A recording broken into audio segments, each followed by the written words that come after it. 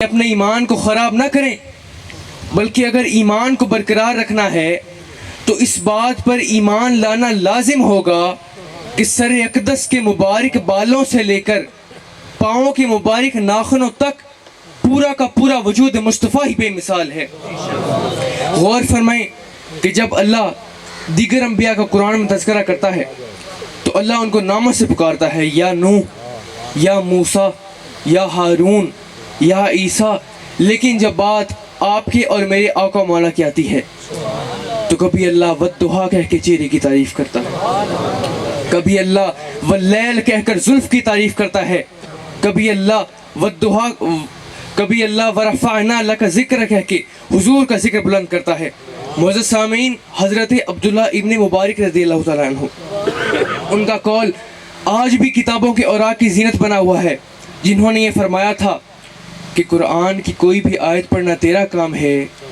اور اگر اس آیت سے نعت مصطفیٰ نہ بنا دوں تو مجھے محمد کا غلام نہ کہہ۔ حضور کے ایک اور صحابی ہیں جن کا نام ہے حضرت عبداللہ ابن رواحہ رضی اللہ تعالیٰ عنہ۔ وہ فرماتے ہیں کہ اگر حضور ہمیں کوئی معجزہ نہ دکھاتے، مثلا چاند توڑ کر نہ دکھاتے، سورج موڑ کر نہ دکھاتے، پتھروں کو کلمہ نہ پڑھاتے، درختوں کو اپنی بارگاہ میں نہ بلاتے، تو بھی اللہ کو واحد اور یکتا ماننے کے لیے ہمیں صرف محمد عربی کا چہرہ ہی کافی تھا، جس کی ایک چھوٹی سی مثال حضرت معین الدین چشتی اجمیری رحمۃ اللہ علیہ ہیں کہ اللہ نے ان کو اتنا حسن عطا کیا تھا کہ 90 لاکھ ہندوؤں نے ان کا چہرہ دیکھ کر کلمہ پڑھ لیا تھا۔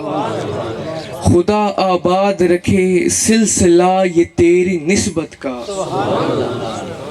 خدا آباد رکھے سلسلہ یہ تیری نسبت کا، وگرنہ بھری دنیا میں ہم پہچانے کہاں جاتے۔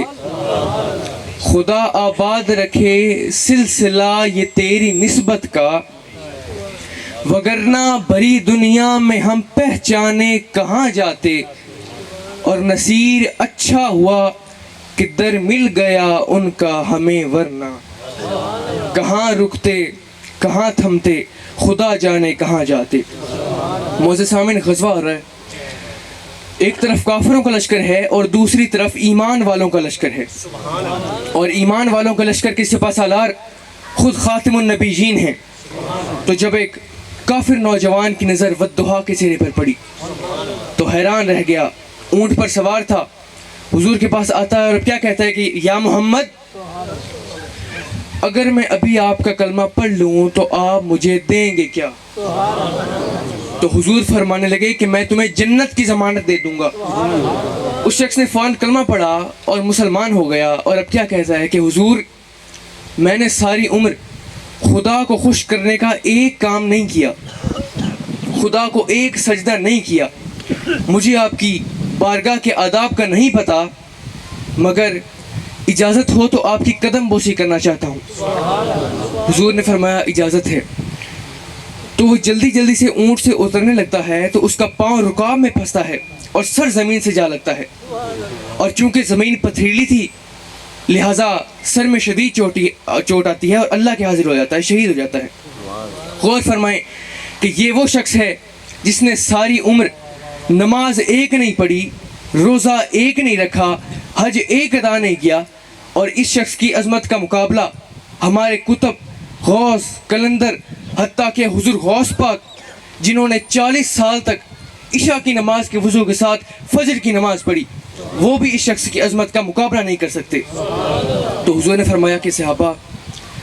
اب چونکہ یہ مسلمان ہو گیا تھا تو اب یہ تمہارا بھائی ہے، اس کے کفن دفن کا انتظام کرو۔